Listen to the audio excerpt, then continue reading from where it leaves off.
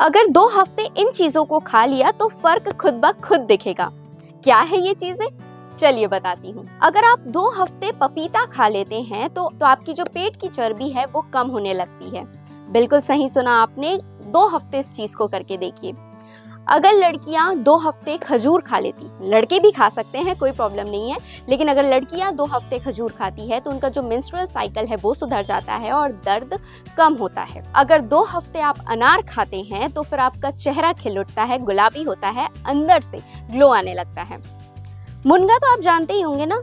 तो मुनगे की पत्ती अगर आप 2 हफ्ते खाते हैं तो आपको नजर आएगा कि आपके हेयर ग्रोथ बहुत अच्छे से हो रही है और बाल झड़ना भी कम हो जाता है।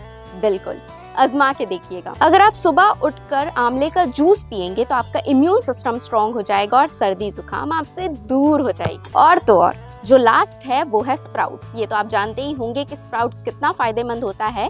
तो अगर आप स्प्राउट्स ले लेते हैं सुबह सुबह ही तो पूरे दिन आप फ्रेश फील करेंगे, हेल्दी फील करेंगे। पर ये सारी चीजें सिर्फ 2 हफ्ते क्यों करनी है? 2 हफ्ते तो बस आजमाना है, इसे तो करना हमेशा ही है ताकि आप हेल्दी रहे। तो आपको ये वीडियो कैसी लगी कमेंट करके जरूर बताइएगा और हमारे चैनल सीजी भास्कर को फॉलो एंड सब्सक्राइब जरूर कर लीजिए।